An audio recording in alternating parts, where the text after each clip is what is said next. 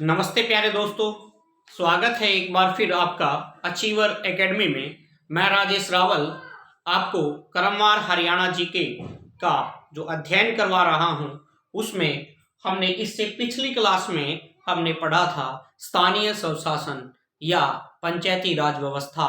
तो पंचायती राज व्यवस्था जो संवैधानिक दर्जा प्राप्त हो गया है, उस पंचायती राज व्यवस्था में जो आर्टिकल और धाराएं हैं, तो आर्टिकल का अध्ययन हमने पिछली बार किया है। आर्टिकल जो हमारी 243 आर्टिकल, ये भी कैसे लेकर के हम, या इंग्लिश में कहें ए से लेकर के ओ तक जो आर्टिकल थी, जो टोटल आर्टिकल अपनी 16 थी, के अंतर्गत पंचायती राज व्यवस्था का जिक्र है।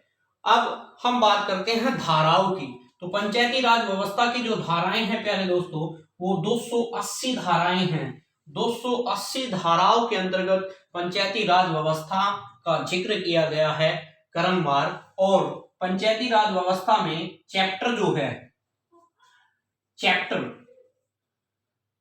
जो है दोस्तों, वो 21 चैप्टर है। 21 चैप्टर के अंतर्गत पंचायती राज व्यवस्था की 280 धाराओं में हरियाणा के कानून के बारे में बताया गया है कि कैसे कैसे इसका गठन होता है, कैसे कार्य, शक्ति और वित्तीय व्यवस्था आदि का जिक्र किया गया है। तो चैप्टर 21 चैप्टर है दोस्तों। 21 चैप्टरों के अंदर हम देखते हैं कि चैप्टर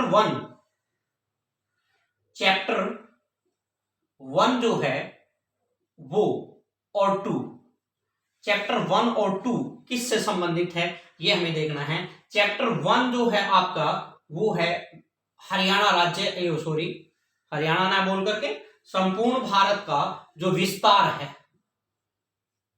है, इसके बारे में, ये कब लागू हुआ इसके बारे में, और जो कानून है ये इसके नामकरण के बारे में दिया गया है। तो पहला जो चैप्टर है उसमें विस्तार कब लागू हुआ, कैसे लागू हुआ और उसका नामकरण दिया गया है। ये धारा 1 का विषय है। धारा 1 के अंतर्गत विस्तार, लागू और नामकरण दिया गया है। नामकरण क्या है दोस्तों, हम जानते हैं पंचायती राज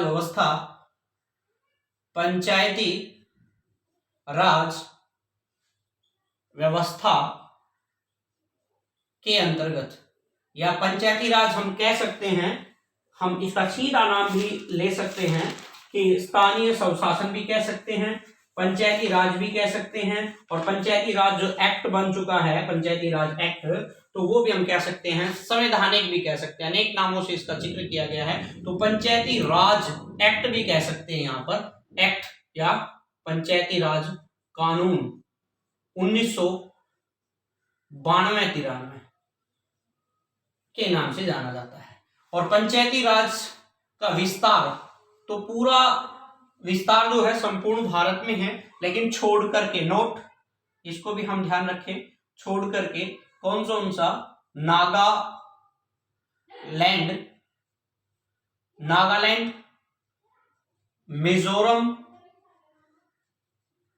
मिजोरम और मेघालय,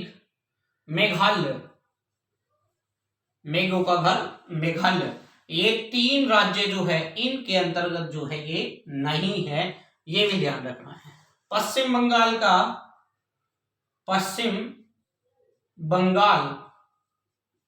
का दार्जिलिंग क्षेत्र इसमें भी नहीं है। और केंद्र शासित प्रदेश, नोट करें बीच में, दिल्ली को छोड़ करके, दिल्ली के अलावा ये भी हमें ध्यान रखना है दोस्तों। तो नागालैंड के अंतर्गत नहीं है, मिजोरम नहीं है, मेघालय नहीं है। और अब की बार ग्राम सचिव का जो पेपर हुआ है, उसमें भी ये बात पूछी गई है कि निम्न में से किन किन राज्यों के अंतर्गत जो है पंचायती राज व्यवस्था नहीं है। तो यही ऑप्शन थे, नागालैंड, मिजोरम और मेघालय। तो पश्चिम बंगाल का दार्जिलिंग और केंद्र शासित प्रदेश दिल्ली को छोड़ करके सभी केंद्र शासित प्रदेशों के अंतर्गत जो है ये पंचायती राज व्यवस्था नहीं है। तो विस्तार के बारे में पूछता है तो हमें विस्तार के बारे में पता हो। धारा किस में वर्णन किया गया है, ये धारा 1 में वर्णन किया गया है। लागू कब हुआ था, तो लागू भी पूछता है, ये भी पेपर में आया हुआ है। तो कब हुआ था दोस्तों, 24 अप्रैल 1993 के अंतर्गत 24 अप्रैल 1993 को लागू हुआ था पूरे देश में। तो उसके बाद है 20 अप्रैल 1993 को ये पारित या पास हुआ था, पारित हुआ था, राष्ट्रपति द्वारा हस्ताक्षरित हुआ था। हम कह सकते हैं दोनों पेपर में पूछे जा सकते हैं। इसीलिए भारत में 24 अप्रैल को पंचायती राज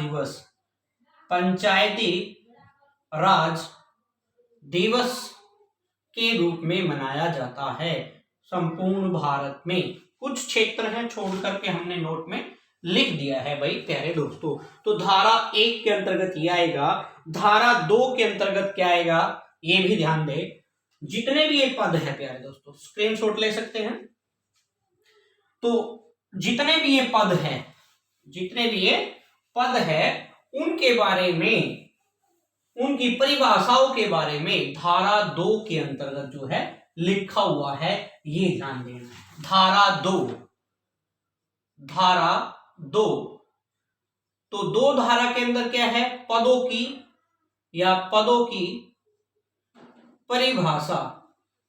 परिभाषा। जैसे जितने भी टर्म है पंचायती राज व्यवस्था में, उनके पदों की परिभाषाओं के बारे में जो है दिया गया है, ये हमें ध्यान हो। तो प्यारे दोस्तों मोस्ट इंपोर्टेंट है, ये भी पूछा जा सकता है जैसे सरपंच किसे कहते हैं, ठीक है।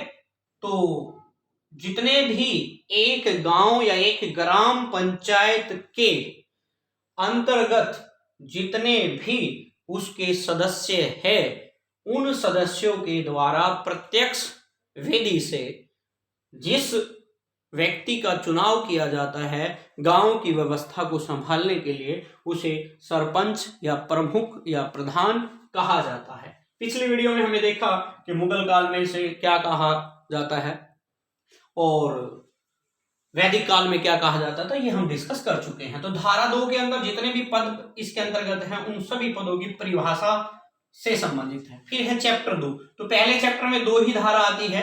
फिर है चैप्टर 2 में चैप्टर है अपने 21। दूसरे चैप्टर में भी धाराएं हैं। कितनी धाराएं हैं दोस्तों, यहां 2 धाराएं हैं पहले चैप्टर में। दूसरे चैप्टर में धाराओं का जिक्र हम करें तो धारा है 3 से लेकर के 6 धाराएं। 3 से लेकर 6 धाराएं हैं दोस्तों। तो 6 धाराओं में तीसरी जो धारा है वो क्या है, किससे संबंधित है, ये हमसे वो पूछे, कार्यकाल से संबंधित। किससे, कार्यकाल। धारा 3 कार्यकाल से।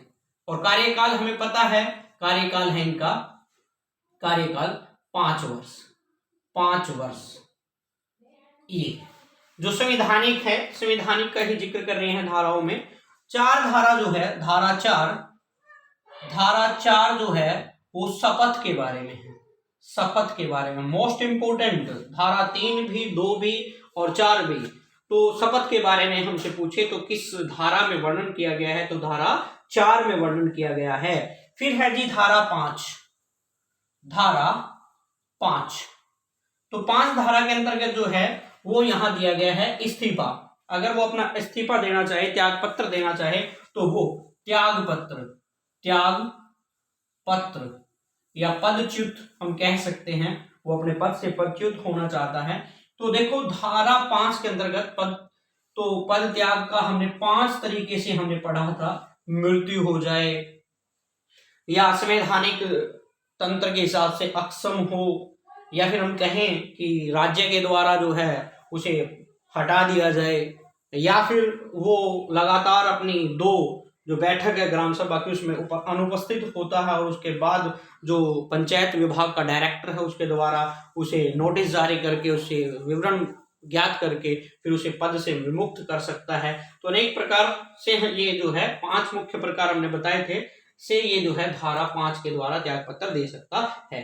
फिर है जी धारा 6। धारा 6 के अंतर्गत जो है क्या कह सकता है, खाली पद जितने भी, जैसे मृत्यु हो जाती है या 5 प्रकार से हमने कहा मुख्य प्रकार से पद जो है खाली हो जाता है, तो उन्हीं पदों को या पदों के बारे में बताया गया है। और खाली पदों के बारे में बताया गया है, इससे पहले क्या होता था, ग्राम सरपंच जो है बनता था और सरकारें क्या उसे ग्राम पंचायत को भंग कर देती थी, तो किन्हीं कारणों से। तो अब है क्या, संवैधानिक पावर मिल चुकी है, तो इसका कार्यकाल 5 वर्ष जो है निर्धारित हो चुका है, तो अब उससे पहले उसे तरीके से हटाया जा सकता है, वैसे नहीं हटाया जा सकता। जैसे मृत्यु हो जाती है समय से पहले, तो 5 वर्ष से, जैसे 2 वर्ष के कार्यकाल तक किसी सरपंच ने पदभार संभाला, उसके बाद किन्हीं कारणों से उसे त्याग पत्र देना पड़ा, और त्याग पत्र देने के बाद तो वहां लिखा है खाली पदों के बारे में, तो 6 माह के अंदर दोबारा से चुनाव कराने होंगे।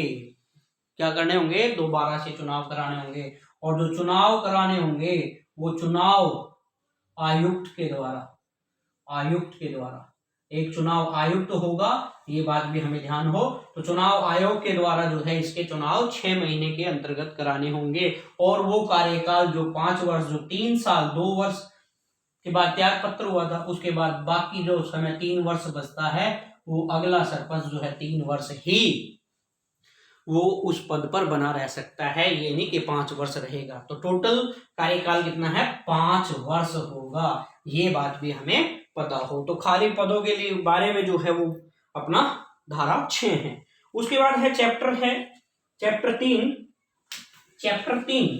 तो चैप्टर 3 किससे संबंधित है प्यारे दोस्तों, ये ध्यान दो। 2 जो है कानून व्यवस्था, इनकी कानून व्यवस्था से संबंधित थे, और तीसरा चैप्टर है मोस्ट इंपोर्टेंट, ग्राम सभा से संबंधित है, प्यारे दोस्तों चैप्टर 3। और चैप्टर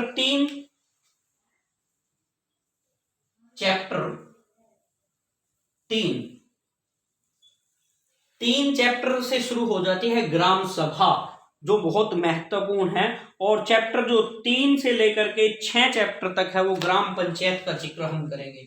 3 चैप्टर से लेकर के, या चैप्टर 3 से लेकर के 6 चैप्टर तक जो है ग्राम पंचायत का वर्णन है, ग्राम पंचायत से संबंधित है। तो पूछा जाएगा कि चैप्टर 4 जो है निम्न में से किससे संबंधित है, तो आंसर होगा ग्राम पंचायत से। फिर है, बात करते हैं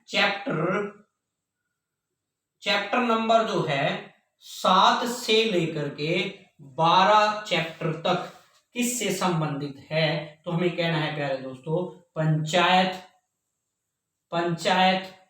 समिति से संबंधित है, फिर बात करता है कि चैप्टर 13 से लेकर 18 चैप्टर किस से संबंधित है, तो हम कहना है पहला खंड जो है ग्राम पंचायत, फिर पंचायत समिति, और फिर क्या होता है जिला पंचायत से संबंधित है। तो कितने स्तर है, ग्राम पंचायत है, पंचायत समिति जिसे खंड पंचायत भी कहते हैं, और जिला पंचायत भी हम कह सकते हैं, जिला परिषद के नाम से भी जिसे जाना जाता है। तो जिला पंचायत या जिला परिषद से संबंधित है।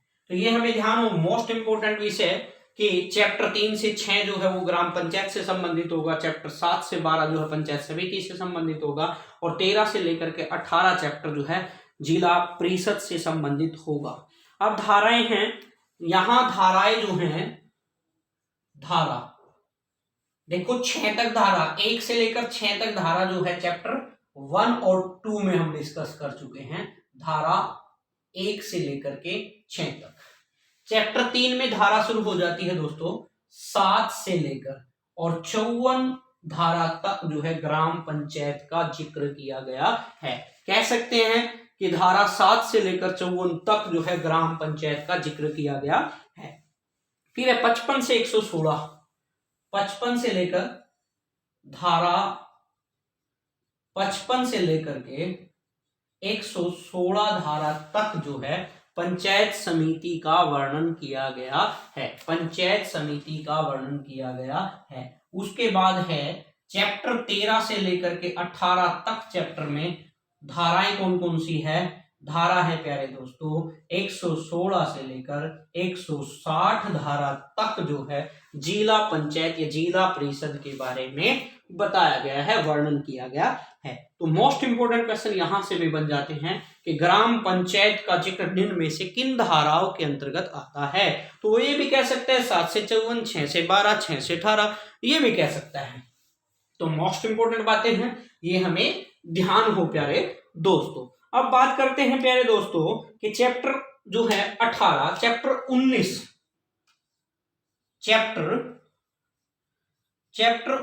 के अंतर्गत जो है कौन सी एक ही धारा है, एक ही धारा है 161 धारा जो है इसके अंतर्गत दी गई है। और इसमें तीनों जो स्तर हैं, ये 3 जो स्तर आपके बताए गए हैं, 3 स्तर, बलवंत राय मेहता याद हो आपके, 3 स्तर है। ग्राम पंचायत के कितने स्तर है, तो या पंचायती राज में ग्राम पंचायत के कितने स्तर है, 3 स्तर है, ग्राम पंचायत, पंचायत समिति, जिला पंचायत या जिला परिषद। तो तीनों पंचायत के चुनाव क्या है, चुनाव के बारे में है। उसके अंतर्गत ये सारी बातें आ जाएंगे कि चुनाव आयोग है, चुनाव आयोग के द्वारा जो है इनके मतदाताओं की सूची तय करना है। ये सारी बातें जो है धारा 161 के अंतर्गत जो है चैप्टर 19 के अंतर्गत दी गई है। चैप्टर 20 है प्यारे दोस्तों,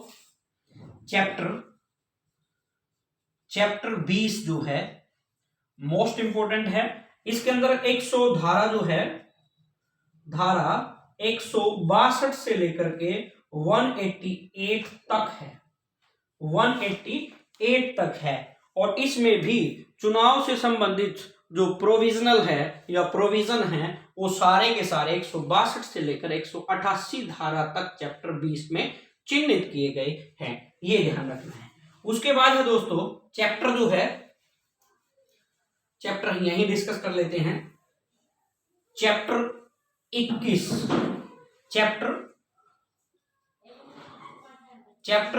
है प्यारे दोस्तों। चैप्टर 21 में धारा है आपकी 189 से लेकर के 280 तक जो धाराएं हैं वो हमारी क्या है प्यारे दोस्तों, चैप्टर 21 के अंतर्गत दी गई है, ये हमें जानकारी हो। अब दोस्तों जो चैप्टर 21 है, चैप्टर 21 में जो चैप्टर 20 तक 1 से लेकर 20 तक जितना भी वर्णन किया गया है, जो उसके अंतर्गत नहीं आता बाकी बचा, वो संपूर्ण जो है धारा 189 से लेकर के 280 तक जो है इसे हम क्या कह सकते हैं, विविध कह सकते हैं, मिसलेनियस कह सकते हैं, वो उसके अंतर्गत आता है। तो हमसे पूछा जा सकता है तो किस चैप्टर में क्या बताया गया है। तो प्यारे दोस्तों चैप्टर 3 से लेकर के 6 तक ग्राम पंचायत के बारे में है, जो धाराएं आपकी 7 से लेकर के 54 धाराओं तक ग्राम पंचायत का जिक्र किया गया है। फिर है चैप्टर 7 से शुरू होकर के 12 चैप्टर तक जो है पंचायत समिति के बारे में बताया गया है, और जिसमें धारा 55 से लेकर के 116 धारा तक जो है पंचायत समिति के कार्यों के बारे में, उसकी शक्ति के बारे में, उसकी वित्तीय व्यवस्था के बारे में बताया गया है। फिर है चैप्टर 13 से लेकर 18 तक जिला परिषद के बारे में बताया गया है और उसकी शक्ति वगैरह वर्णन किया गया है। सारी बातें, शक्ति नहीं केवल, लगभग सारी बातें जो है उसके अंतर्गत हम पढ़ेंगे। 116 से लेकर 160 तक वर्णन किया गया है। चैप्टर 21 के अंतर्गत जो है मोस्ट इंपोर्टेंट 189 से लेकर 280 तक विविध दिया गया है, जो ऊपर नहीं है। तो यहां तक हमें जो है अच्छी प्रकार से याद हो जाना चाहिए प्यारे दोस्तों। उसके बाद है हम धाराओं का वर्णन कर रहे थे कि चैप्टर वाइज जो धारा है वो हम अध्ययन कर रहे थे। तो चैप्टर 3 के अंतर्गत क्या दिया गया है ये हम ध्यान दें। चैप्टर 3 के अंतर्गत क्या दिया गया है, ग्राम पंचायत के बारे में बताया गया है दोस्तों। अब चैप्टर 3 के अंदर धाराएं कौन कौन सी हैं वो हमें याद हो कि किस प्रकार चैप्टर 3 के अंदर जो है ग्राम सभा का गठन बताया गया है। चैप्टर 3 के अंतर्गत ग्राम सभा, यहां से भी क्वेश्चन आया हुआ है। ग्राम सभा का गठन बताया गया है। अब ग्राम सभा का गठन होगा और धारा क्या है जी इसकी, ये भी हमें ध्यान हो। धारा 7 है और धारा 7 के अंतर्गत क्या बताया गया है कि ग्राम सभा को किस प्रकार बनाया जाएगा। ग्राम सभा का धारा 7, ग्राम सभा को कैसे बनाया जाएगा या ग्राम सभा को बनाना। अब ग्राम सभा क्या है प्यारे दोस्तों, ये हमें विस्तार से पता हो। तो बताया गया है कि 500 सदस्यों पर एक ग्राम सभा बनेगी। 500 से कम नहीं होगा दोस्तों। हाँ, विशेष परिस्थिति अलग विषय दिया गया है। तो 500 पे क्या है, ग्राम सभा बनेगी और उस ग्राम सभा या एक ग्राम सभा या 2 ग्राम सभा या 3 ग्राम सभा या एक से अधिक ग्राम सभाओं पर एक ग्राम पंचायत बनाई जा सकती है। तो ग्राम पंचायत का अलग से, ग्राम सभा क्या है 500 सदस्य कम से कम हो और उसके बावजूद भी 500 सदस्य जो हैं ये इनका निर्वाचनावली जो है उसके अंतर्गत जो है रजिस्ट्रेशन हो और इनकी आयु जो है वो 18 वर्ष, कितनी 18 वर्ष होनी चाहिए। 18 वर्ष की लड़की हो या लड़का हो वो ग्राम सभा का सदस्य होता है और ग्राम सभा का गठन होता है। और ग्राम सभा की जो बैठकें हैं एक वर्ष में कम से कम 2 बैठक अनिवार्य है। वो कौन सी भाई, एक 2 अक्टूबर महात्मा गांधी जयंती पर, क्योंकि विशेष है उसी दिन इसको लागू किया गया था, और एक 13 अप्रैल को बैसाखी का दिवस जो है मनाया जाता है। 13 अप्रैल जो है हमारी फसल होती है, साड़ी फसल वो कटती है, गेहूं की फसल जो है यहाँ पर कटती है। तो 2 ग्राम सभा 2 अनिवार्य है। और हमने बताया कि ग्राम सभा में लगातार सरपंच जो है 2 ग्राम सभाओं में नहीं आता है तो उसे नोटिस जारी किया जाता है। तो ग्राम सभा महत्वपूर्ण है, ग्राम सभा के कार्य वगैरह भी बहुत महत्वपूर्ण है, ये हमें विषय ध्यान में हो प्यारे दोस्तों। अब है धारा 8 धारा 8 के अंतर्गत क्या दिया गया है, ग्राम पंचायत का बनाना। धारा 8 ग्राम पंचायत का बनाना। अब जो ग्राम सभा के सदस्य हैं 18 वर्ष के हैं वो ही क्या करेंगे, अपने बीच में से एक सदस्य का क्या करेंगे, प्रत्यक्ष रूप से चुनाव करेंगे। अब ये प्रत्यक्ष जो है, प्रत्यक्ष चुनाव पेपर में बार बार आ रहा है, सरपंच का चुनाव जो है वो कैसा है, प्रत्यक्ष है। तो वो हरियाणा में प्रत्यक्ष है दोस्तों। हाँ, ये भी हमें ध्यान हो, कई जगह प्रत्यक्ष होता है, कई वह जगह अप्रत्यक्ष भी हो सकता है। ये सारा राज्य की विधान मंडल के ऊपर निर्भर होता है। तो हरियाणा का हम पढ़ रहे हैं तो हरियाणा के अंदर जो है प्रत्यक्ष चुनाव होते हैं, सर्वसम्मति से भी चुनाव होते हैं, ये भी हमें ध्यान रखना है। तो ग्राम सभा के जितने सदस्य होते हैं वो किसी एक प्रत्याशी को गुप्त मतदान के द्वारा, गुप्त मतदान, मत का मतलब समझना है विचार, क्योंकि कई बार आता है मतदान करना, मत मेरे मतानुसार तो मेरे विचार के अनुसार, तो गुप्त मतदान होता है, उसके द्वारा जो है सरपंच या प्रधान या मुखिया या सरपंच को चुना जाता है। तो वही एक ग्राम पंचायत कहलाती है। और ग्राम पंचायत या सरपंच का जो कार्यकाल है पहली बैठक से 5 वर्ष तक होता है। ये भी विषय हमें ध्यान हो गए। अब यहाँ पे पंच की संख्या भी पूछेंगे, तो ग्राम पंचायत में तो पंच भी आते हैं ना और सरपंच भी आता है। तो पंचायत बनाने में पंच जो है, पंच कितने हो भाई, कम से कम 6 हो। पूछा जाएगा कम से कम एक ग्राम पंचायत में कम से कम पंचों की संख्या कितनी होनी चाहिए, तो 6। फिर पूछा जाएगा अधिक से अधिक पंचों की संख्या कितनी हो सकती है, तो कहना है 20। अर्थात 6 से 20 तक जो है पंचों की संख्या होती है। पंच और सरपंच मिलकर के ग्राम पंचायत, और उस ग्राम पंचायत में क्या है, ग्राम सचिव भी है। ग्राम सचिव भी है भाई। ग्राम सचिव के क्या है, पेपरों की आप तैयारी कर रहे हो और ग्राम सचिव के लिए महत्वपूर्ण क्लास है ये। और ग्राम सचिव का पेपर हाल ही में हुआ था, उसमें धाराएं पूछी गई थी, क्योंकि ग्राम सचिव को धाराओं का पता होना चाहिए कि किस धाराओं में क्या होता है। मैं तो कहूं हर भारतीय को पता हो, हरियाणा के हर विद्यार्थियों को धाराओं का पता हो, क्योंकि धाराओं से ही हम जो है, कानून से ही हम कानून के बीच में अपने देश में समृद्धि कर सकते हैं। फिर यदि ग्राम पंचायत में 6 से 20 जो है इसके होते हैं, सदस्य होते हैं, और ग्राम पंचायत का जो है कार्य का निर्वहन करते हैं। फिर है धारा 9 भाई। धारा 9 किससे संबंधित है प्यारे दोस्तों, आरक्षण से संबंधित है। मोस्ट इंपोर्टेंट धारा 9 पूछा जाए, धारा 9 जो है आरक्षण से संबंधित है। आरक्षण, अब आरक्षण में हमें पता हो, एक एससी एसटी हरियाणा में नहीं है, ठीक है। और वो आगे की विषय करंट में हम बाद में बात करेंगे कि किस प्रकार किन को एसटी के अंतर्गत शामिल किया जाएगा। तो एससी, एसटी और ओबीसी। दूसरा कॉलम है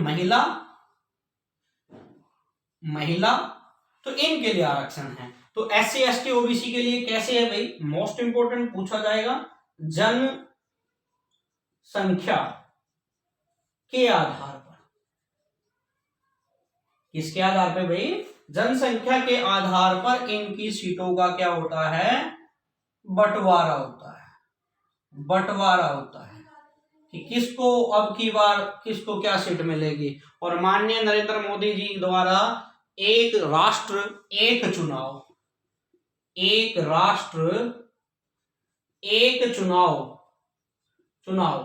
हो सकता है 2024 के जो चुनाव हो वो इसी पद्धति पर हो, और बहुत अच्छी पद्धति बनेगी।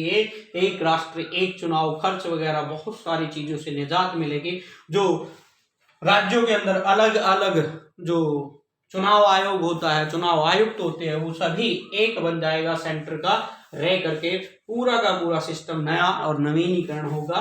उस पर भी कभी चर्चा करेंगे। एक राष्ट्र एक चुनाव 2024 में ऐसा हो सकता है। तो सीटों का बंटवारा है, एससी, एसटी, ओबीसी को जनसंख्या के आधार पर सीटों का बंटवारा किया गया है। महिला सीटों का बंटवारा जो है कैसे किया गया है, महिलाओं को 33% जो है आरक्षित या आरक्षण या सीटों का बंटवारे में हिस्सा दिया गया है। तो मोस्ट इंपोर्टेंट बात है, भारतीय संविधान में महिलाओं को 33% जो है पंचायती व्यवस्था के अंतर्गत जो है हिस्सा दिया गया है। लेकिन नोट करने वाली बात है दोस्तों, नोट करने वाली बात है, अभी जो है 110वां संविधान संशोधन के तहत क्या कर दिया गया है प्यारे दोस्तों, महिलाओं को 33% आरक्षण से बढ़ा करके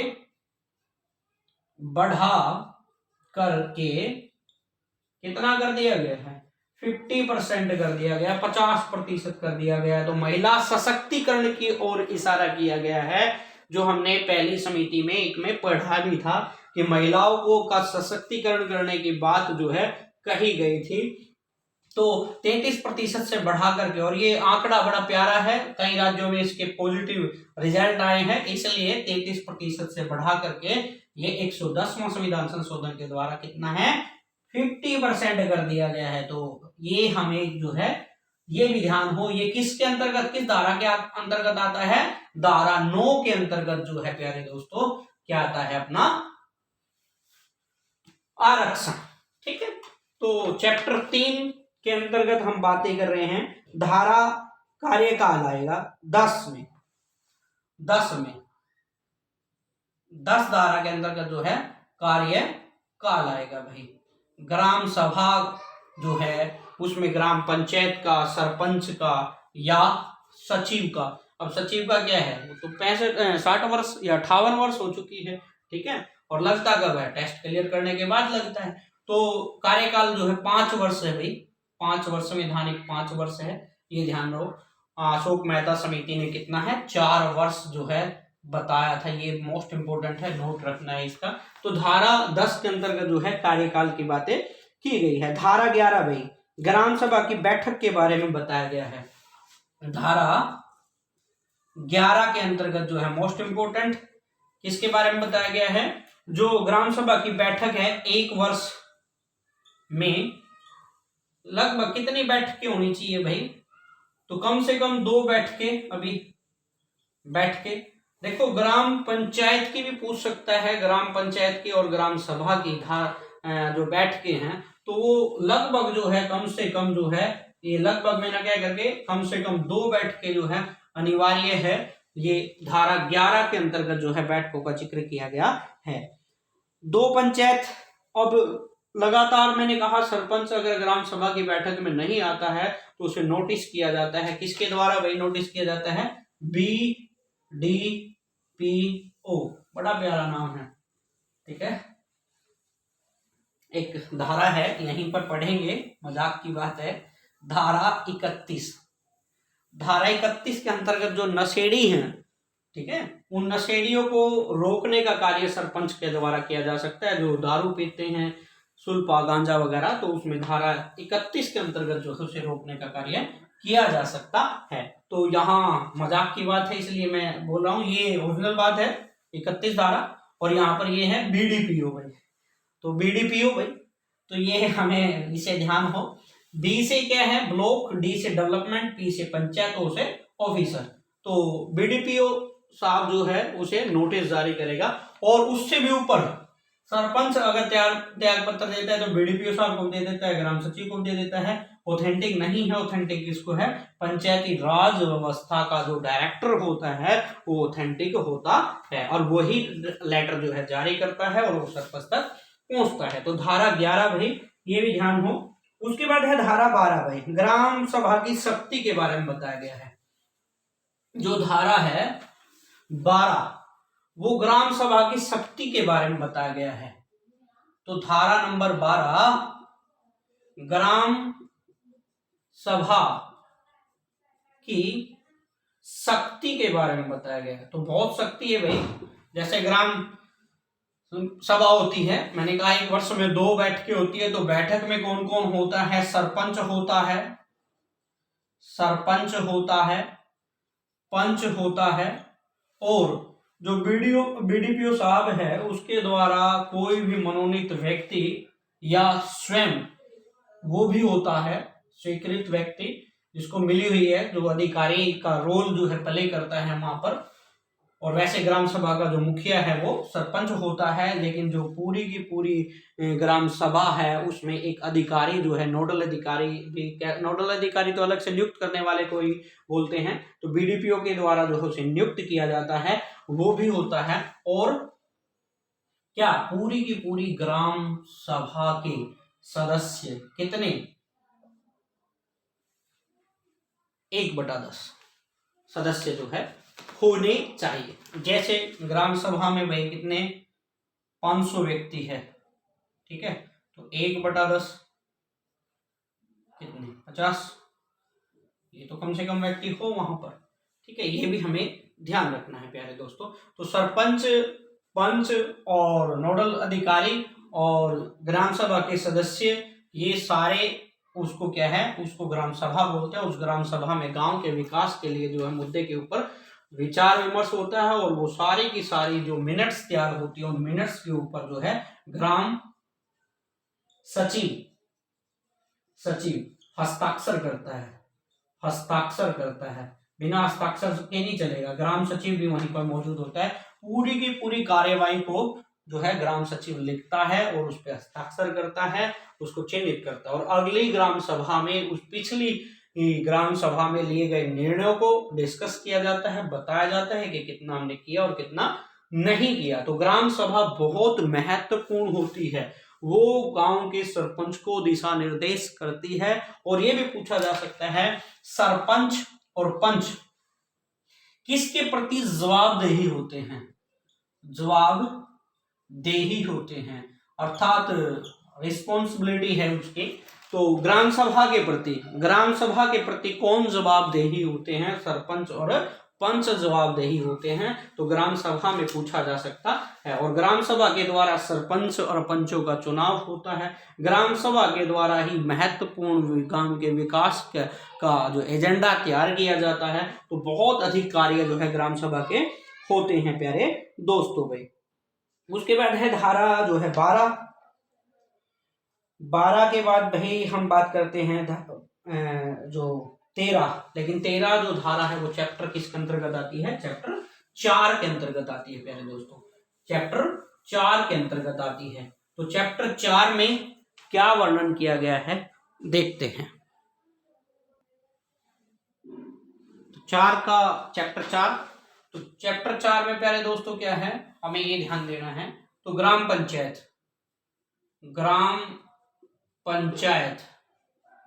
तो ग्राम पंचायत में क्या होगा भाई, धारा आगे क्या आ जाएगी, धारा है दोस्तों 13 धारा के अंतर्गत क्या लिखा हुआ है ये ध्यान दें। इसमें ग्राम पंचायत बनाना। अब ग्राम पंचायत जो बनाना है वो 13 का विषय है। और ग्राम पंचायत में क्या होगा, ग्राम पंचायत बनाना नहीं, ग्राम पंचायत की बैठक तो हम कर चुके हैं, बैठक। तो ग्राम पंचायत की बैठक क्या है जी, ये भी पूछा जा सकता है। एक वर्ष में क्या, एक वर्ष के अंतर्गत 2 बैठकें, ये भी अनिवार्य है, एक वर्ष में ना होकर के क्या है प्यारे दोस्तों, ये एक माह में, ठीक है, 2 बैठकें अनिवार्य है। तो इनमें 2 बैठक कम से कम होनी चाहिए ग्राम पंचायत की बैठकों में। और उन बैठकों में भी क्या है, क्या हो, मेजोरिटी के साथ, ठीक है, हो कितने, जैसे हमने कहा ग्राम पंचायत की बैठक है 2 बैठक माह में होनी है और उस बैठकों के अंदर भी मेजोरिटी होनी चाहिए। और मेजोरिटी भी कितनी, 1/2 से अधिक हो। तो हम कह सकते हैं जैसे एक ग्राम पंचायत के अंतर्गत जो है 6 पंच से लेकर के 20 पंच अधिकतम हो सकते हैं। तो यहाँ के मान ले जैसे 15 पंचों की पंचायत है, तो 15 पंचों में हमें पता हो 15 पंच है तो एक सरपंच है, तो कितने हो जाएंगे, 16 सदस्यों का 1/2 करेंगे या 1/2 करेंगे आधे से, तो 8 से अधिक हो, 9 सदस्य हो तो क्या है, मेजोरिटी बनती है, उस मेजोरिटी का निर्णय सेफ होता है। अब मान लो प्यारे दोस्तों ये 9 सदस्य हैं, ठीक है, 9 सदस्यों में तो बनता नहीं है 9 सदस्यों में तो 5 एक तरफ हो जाएंगे, 4 एक तरफ हो जाएंगे। कोई भी निर्णय लेना होगा ग्राम पंचायत की बैठक में तो निर्णय लिया जा सकता है। लेकिन कई बार टाई हो जाए, तो जैसे सेंटर में हम पढ़ते हैं तो मान ले जैसे 8 सदस्य हैं और 8 सदस्य में से 4 तो किसी भी कानून के या किसी भी प्रस्ताव के पक्ष में है और 4 जो है वो संतुष्ट नहीं है, वो विपक्ष में उसके या कहेंगे पक्ष में नहीं है। तो ऐसा मामला होने पर टाई हो जाता है। लेकिन होता क्या है, ग्राम पंचायत की जो बैठकें होती हैं उसमें एक अधिकारी होता है, वो अधिकारी क्या करता है, वो निर्णायक मत डाल सकता है। और निर्णायक मत में क्या है, वो इधर भी डाल सकता है इधर भी डाल सकता है, बराबर जब रहता है, और जिधर वो वोट डालेगा तो उधर ही वो प्रस्ताव चला जाएगा। तो इस प्रकार जो है धारा 13 जो है प्यारे दोस्तों, उसमें ग्राम पंचायत की बैठकों का वर्णन किया गया। तो प्यारे दोस्तों बड़ी अच्छे से ये क्लास जो है अपना हैंडल करना है। इसके अंतर्गत जो है बहुत क्वेश्चन आपके बनते हैं और ये क्वेश्चन आपके लिए ग्राम सचिव के लिए रामबाण का काम करेंगे। उसके बाद है धारा 14। इसमें क्या है, सचिव का जिक्र है जी। सचिव हम कह सकते हैं एक पंचायत है, उस पंचायत में एक या एक से अधिक गांव हैं। एक तो ये बात।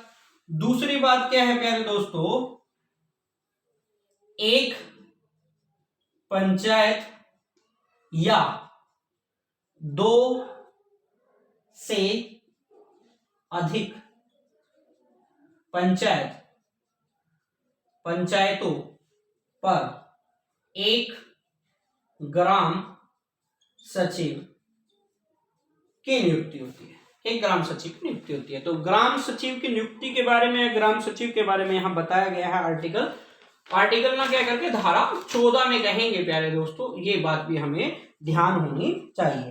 अब 15 में क्या हो जाएगा, इसी ग्राम सचिव का जो है, जो जहां तक इसकी ड्यूटीज हैं उस ड्यूटी के बारे में, उसके कर्तव्य के बारे में बताया गया है। ग्राम सचिव के कर्तव्य के बारे में बताएगा। अब ग्राम सचिव के कर्तव्य बहुत सारे हैं। जितने भी निर्णय हैं, धन की निकासी है, धन को लगाना है, धन का हिसाब रखना है, जितने भी प्रस्ताव हैं उनको पास हस्ताक्षरित करना है, ग्राम सभाओं की बैठकें लेना है, ग्राम सभाओं की बैठकों में जो निर्णय लिए जाते हैं उनको हस्ताक्षरित कर करके ऑथेंटिक जितना भी टोटल रिकॉर्ड है वो सारा का सारा जो है ग्राम सचिव ही जो है बनाता है और उसे आगे सबमिट कराता है। तो मेन सचिव, एक गांव पर एक अधिकारी जो होता है वो ग्राम सचिव ही होता है। ये हमें ध्यान होना चाहिए। तो आर्टिकल जो ना धारा जो है वो 15 का विषय है। ये कितना, 15 धारा का विषय ये है।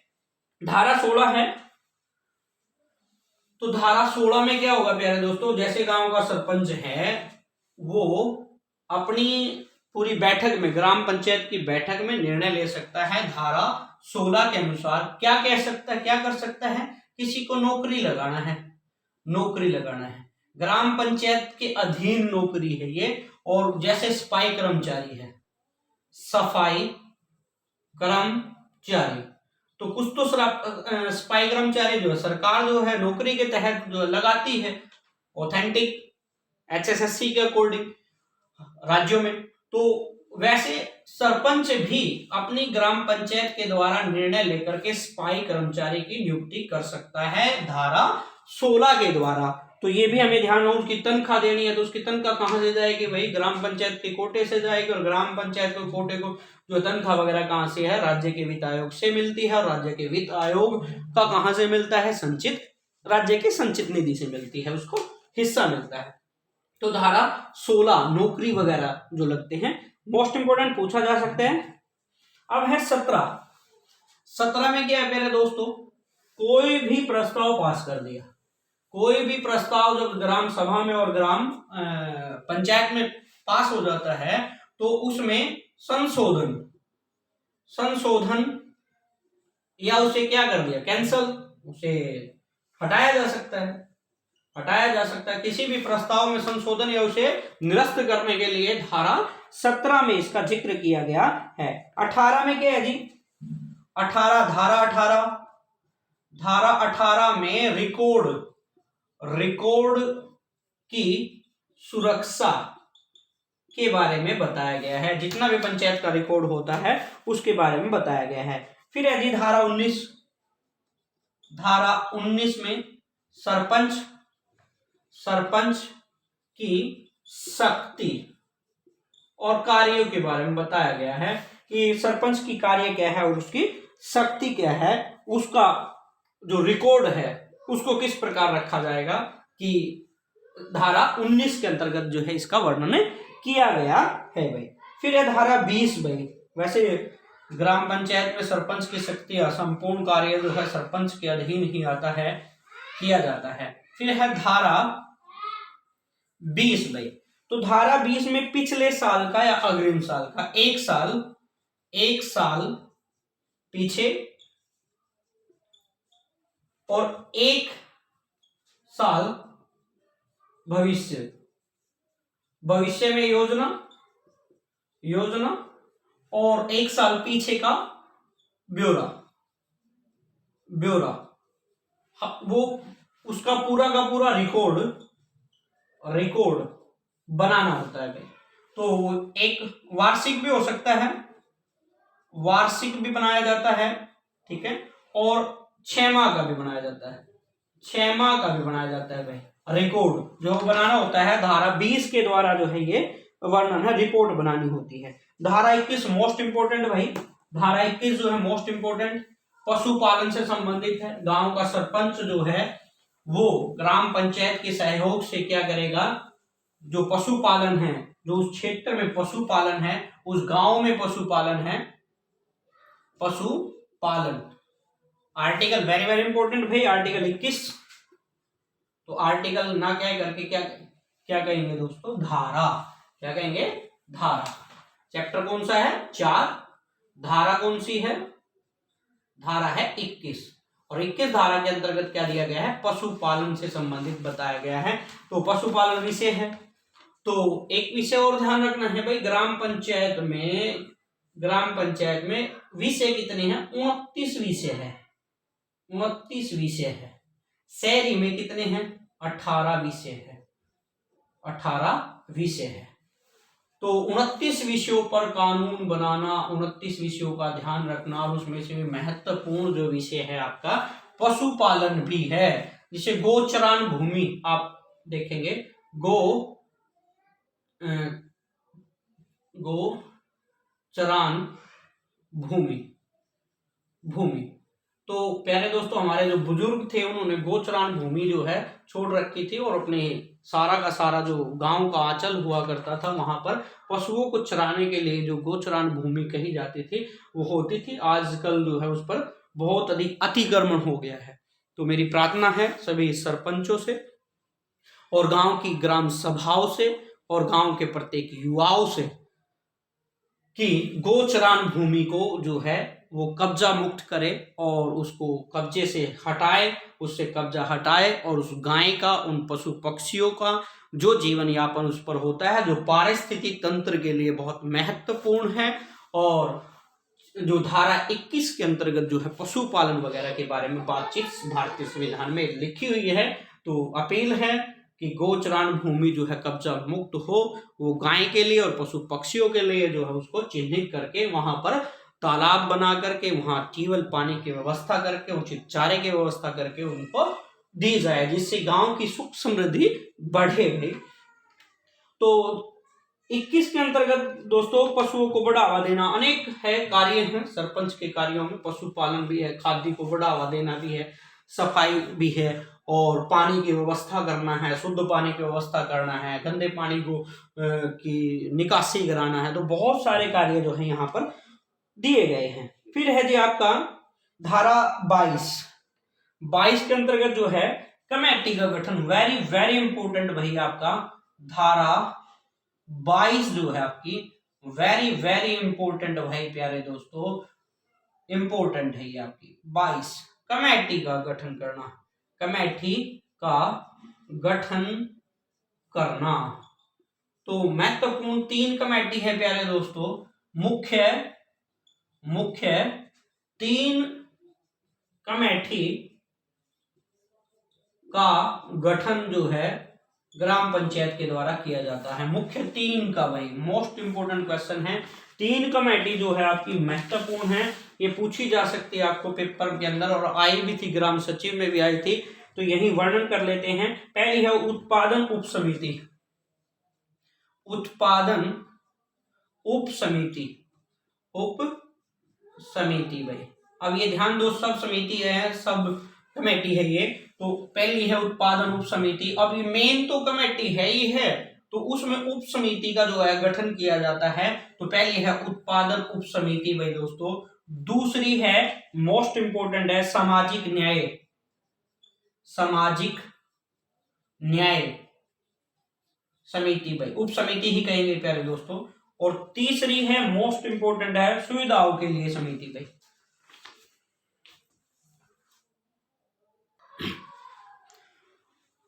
तीसरी है भाई सुविधाओं के लिए, सुविधाओं के लिए समिति, भाई उप समिति भी कह सकते हैं। तो इसमें प्यारे दोस्तों उत्पादन के लिए उप समिति, इसमें पशुपालन, लघु उद्योग, जितने उद्योग धंधे हैं छोटे छोटे गांव स्तर पर किए जाते हैं, उसके उत्पादन को बढ़ाने के लिए ये जो है समिति बनाई जाती है। और इसमें जो है एक चेयरमैन भी होता है भाई, चेयरमैन जो है इसका सरपंच होता है, चेयरमैन जो है इसका प्यारे दोस्तों सरपंच होता है, ये बात भी ध्यान रखनी है हमें। उसके बाद है सामाजिक न्याय समिति, इसका जो मुखिया है भाई वो एक पंच होता है, इसका जो चेयरमैन होता है एक पंच होता है, लेकिन पंच कैसा है, मेजोरिटी के साथ उस पंच को चुना जाता है और उस पंच को सामाजिक न्याय व्यवस्था का जो है मुखिया बनाया जाता है, ये भी हमें विषय ध्यान हो। और इसमें क्या है, सामाजिक न्याय व्यवस्था के अंतर्गत मोस्ट इंपोर्टेंट विषय ये आता है, इसमें कोई SC ST या महिला या फिर BPL उनके साथ क्या, सामाजिक न्याय के साथ, वो सामाजिक न्याय जो कमेटी है और उसका जो चेयरमैन है, किसी भी BPL परिवार, SC ST और महिलाओं के साथ कोई भी भेदभाव ना हो, इसके लिए ये कमेटी जो है चिन्हित या बनाई निर्मित की जाती है। तो मोस्ट इंपोर्टेंट क्वेश्चन है ये भी भाई, यहां से क्वेश्चन बनेगा। फिर असुविधाओं के लिए भाई, इसका चेयरमैन भी क्या होता है, सरपंच होता है, ठीक है। उसके बाद है सुविधाओं के लिए बनाई गई है, तो कैसी सुविधा भाई, खेल सुविधा हो सकती है, स्वास्थ्य, ग्रामीण विकास, गांव के विकास के लिए और खेल के लिए। तो अनेक प्रकार की जो है सुविधा उनको अर्जित करने के लिए गांव का सरपंच या ग्राम पंचायत जो है धारा 22 के द्वारा जो है कमेटी का या उप कमेटी का गठन कर सकती है। यहां पर मोस्ट इंपोर्टेंट है दोस्तों, एक लोकल कमेटी भी होती है, सामान्य जनरल कमेटी, लोकल कमेटी।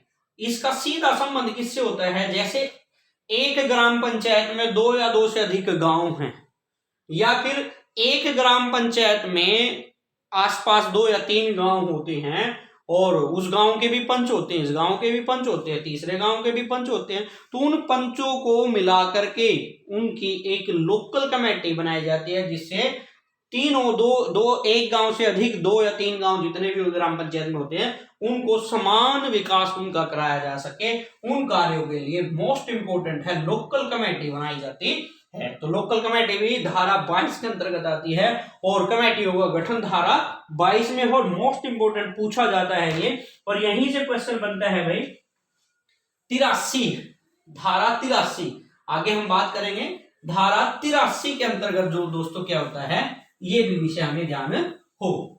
तो 83 के अंतर्गत जो आता है आपका, तो प्यारे दोस्तों इसमें जो है उप समिति जो है सामाजिक न्याय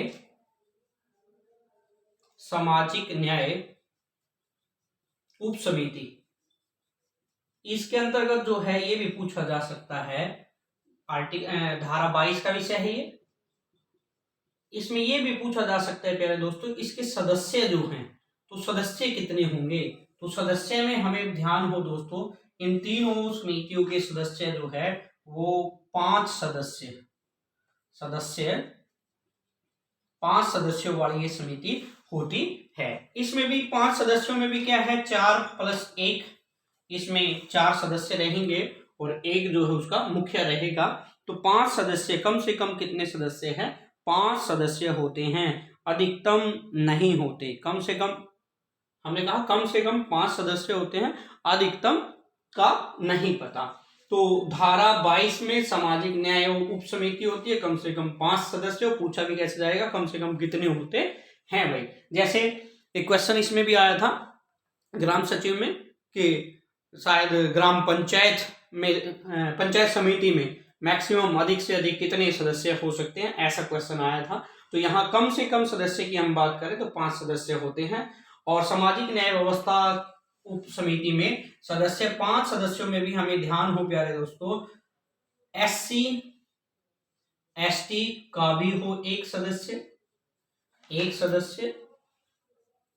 एक महिला हो गई, ये भी हमसे पूछा जा सकता है। एक महिला अनिवार्य है और एक SC ST जो भी है उसका सदस्य अनिवार्य है। और इसका जो अध्यक्ष होता है या चेयरमैन होता है वो पंच होता है, और वो भी मेजोरिटी के साथ चुना गया पंच होता है भाई, ये ध्यान रखना है प्यारे दोस्तों। उसके बाद है जी आपका, बात करें, ये तो था ग्राम पंचायत में। जो धारा 22 है वो किससे संबंधित है? ग्राम पंचायत की कमेटी से संबंधित है। जब 83 आएगा दोस्तों, 83 धारा 83 के अंतर्गत जो है पंचायत समिति का जिक्र है, पंचायत समिति की कमेटी का जिक्र है।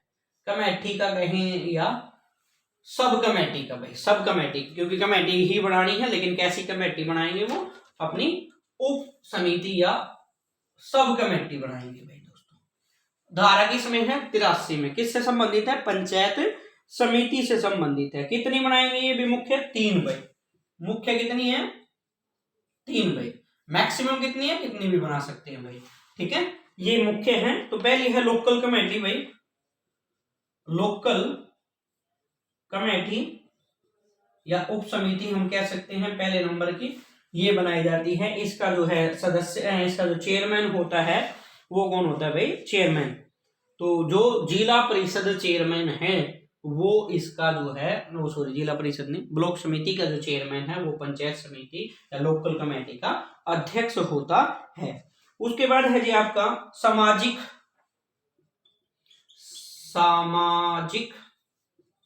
न्याय के लिए ये बनाई जाती है।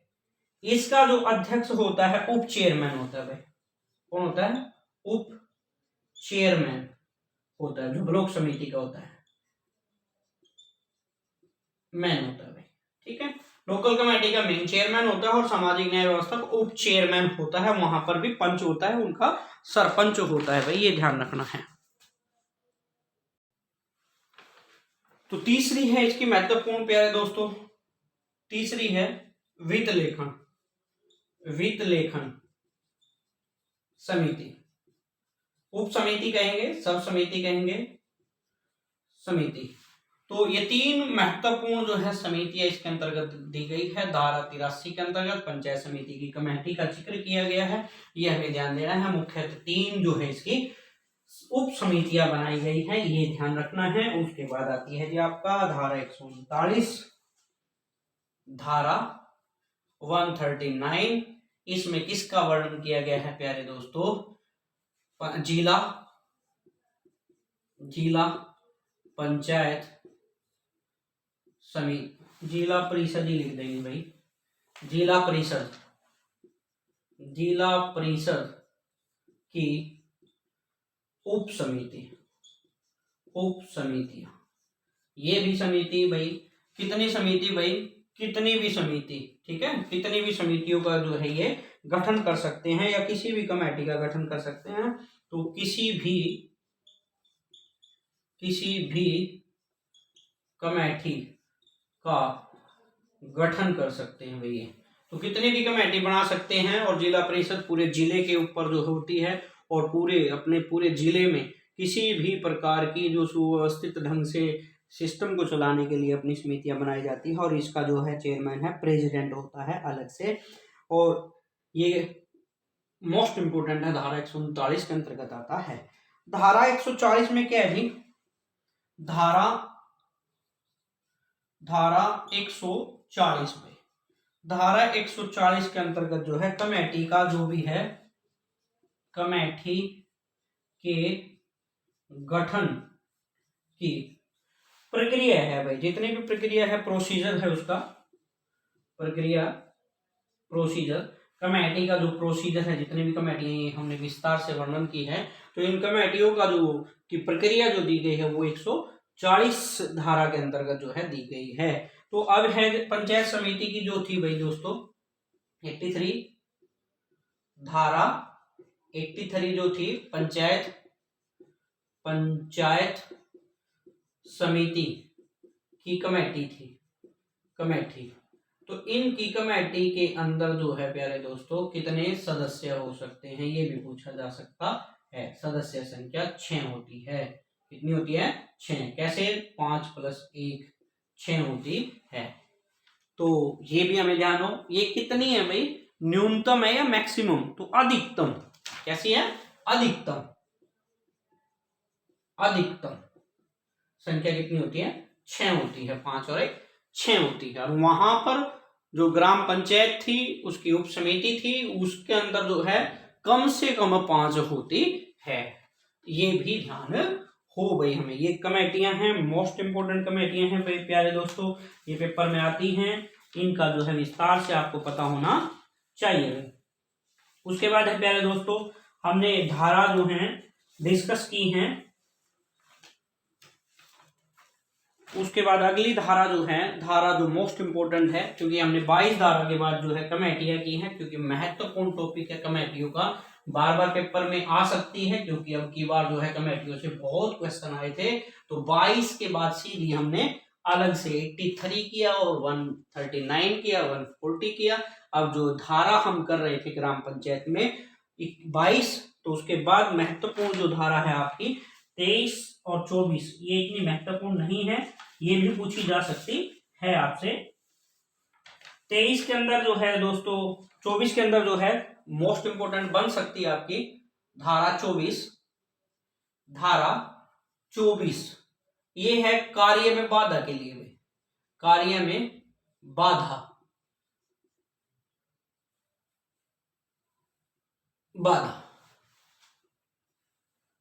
बाधा ये सीधा ही लिखेंगे। तो कार्य में बाधा, अब कार्य क्या है? जैसे सरपंच या ग्राम पंचायत कोई भी कार्य कराती है, उस कार्य में कोई भी बाधा डालता है, तो उस बाधा से संबंधित धारा जो है वो 24 का जिक्र किया गया है। इसमें अतिक्रमण भी है, बाधा को रोकने के लिए भी है, बाधा को रोकना और अतिक्रमण रोकना। अतिक्रमण जिसकी हमने बात की, बहुत अतिक्रमण, गांव में बहुत अतिक्रमण होते हैं, उनको रोकने के लिए सरपंच जो बनाया जाता है। तो उसके बाद है जी आपका 26। तो धारा 26 ये मोस्ट इंपोर्टेंट तो नहीं है, लेकिन गांव की देली या ग्राम पंचायत की देली इसे कहा जाता है, और कहां कहां तक है उसको चिन्हित करना होता है। उसका मैप, जैसे मैप बना रहे हैं, जीपीएस सिस्टम है। तो आबादी देह भी कह सकते हैं, देली भी कह सकते हैं, देली भी, चौखट भी कह सकते हैं, चौखट, या लालडोरा भी कह सकते हैं, लालडोरा भी कह सकते हैं, फिरने भी कह सकते हैं दोस्तों। तो धारा 26 के अंतर्गत जो है आबादी दे या देली का वर्णन किया गया, लालडोरे का वर्णन किया गया है, कलियोग वगैरह का सारा स्पष्टीकरण। जैसे जीपीएस सिस्टम अब चालू हो रहा है, जीपीएस सिस्टम, तो उसमें हमने नेशनल हाईवे में भी पढ़ा था। तो जीपीएस पे सेट करने के लिए ये सिस्टम किया जा रहा है। तो गांव का भी पूरा का पूरा मैप तैयार करने के लिए उसमें आबादी दे जो है या तेली वगैरह, लालडोरा वगैरह, उसका संपूर्ण जानकारी धारा 26 के अंतर्गत जो है दी जाती है। ये ध्यान रखना है। उसके बाद है भाई आर्टिकल जो है आपका 26 के बाद 27 है। अब 26 में क्या है, 24 में क्या है? कार्य में बाधा डालना, अतिक्रमण करना। अगर ऐसा कोई करता है तो धारा 27 में क्या करना है? उसको जुर्माना लगाना है। जुर्माना लगा सकता है सरपंच वगैरह, उसका जुर्माना लगा सकता है। कितना भाई? 100 रुपये।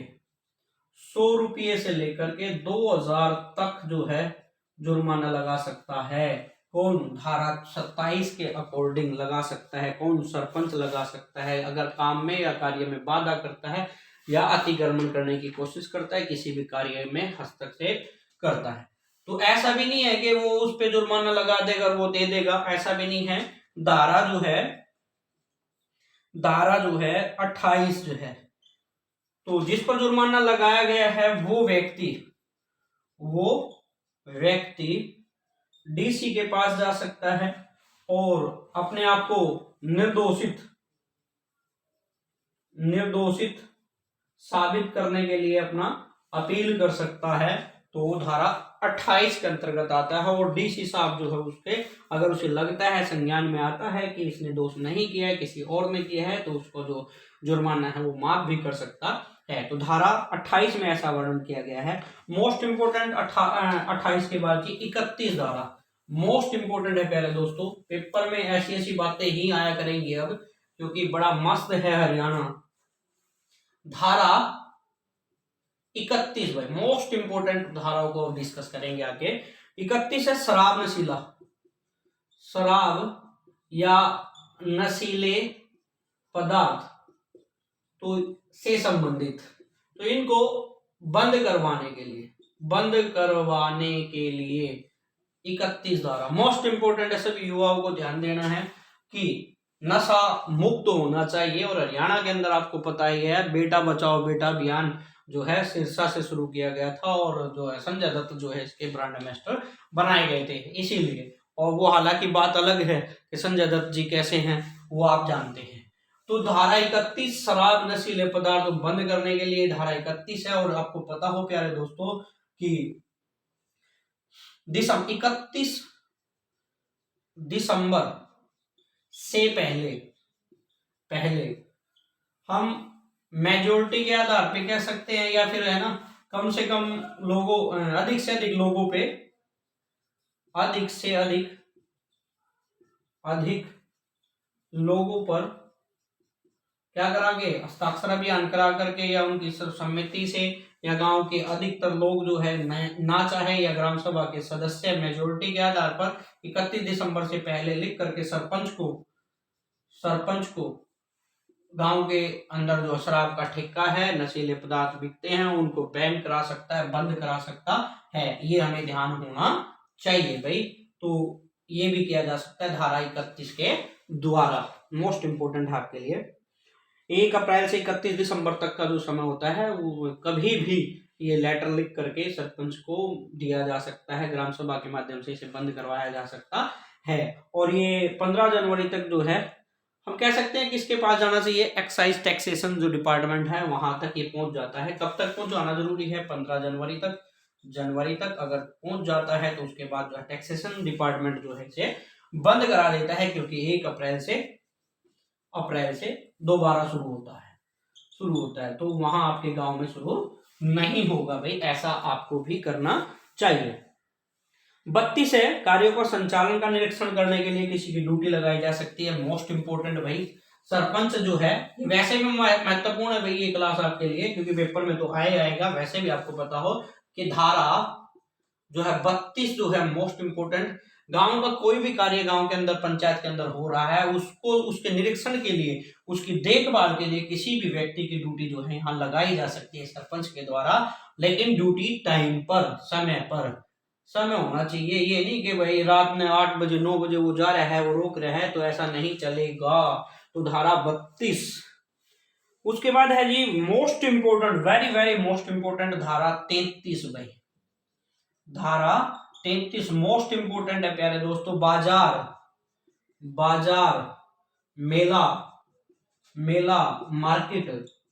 मार्केट ये सारी जो है सरपंच के द्वारा जो है लगाई जा सकती है, बशर्त क्या है,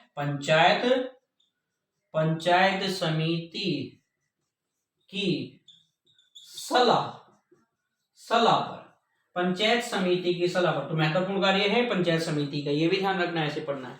तो धारा 33 के द्वारा बाजार मेले वगैरह, मार्केट वगैरह लगाई जा सकती है, ये भी हमें ध्यान होना चाहिए भाई। 34 है जी पानी की व्यवस्था करना भाई। पानी की भी कह सकते हैं हम, गलियों की व्यवस्था कह सकते हैं, अनेक व्यवस्थाओं से संबंधित जो है, या गांव के विकास के लिए व्यवस्थाओं का जिक्र जो है धारा 34 के अंतर्गत दिया गया है।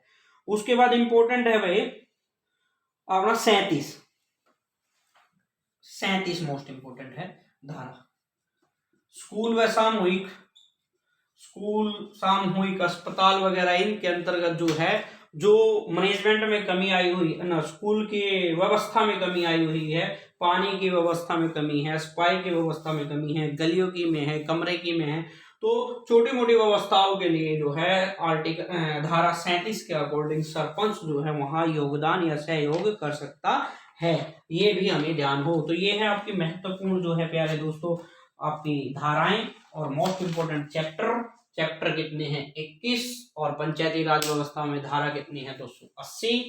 तो महत्वपूर्ण धाराओं को हमने डिस्कस किया, और भी कुछ महत्वपूर्ण धाराएं हैं तो इस वीडियो में नहीं हो पाएंगी, आगे कभी भी अगले वीडियो हम जारी करेंगे, उसमें जो महत्वपूर्ण क्वेश्चन है प्रश्न उत्तर हैं आपके तो उनको लेकर के आएंगे और वीडियो बड़ी हो जाएगी।